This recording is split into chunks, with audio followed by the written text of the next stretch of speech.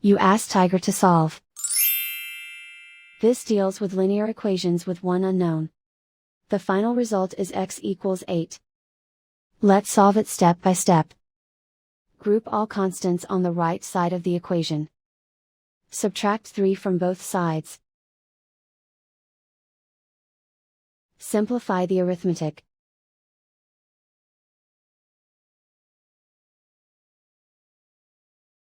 Isolate the x. Multiply both sides by inverse fraction 2/5. Group like terms. Multiply the coefficients. Simplify the fraction. Multiply the fractions. Simplify the arithmetic. And so the final result is x equals 8.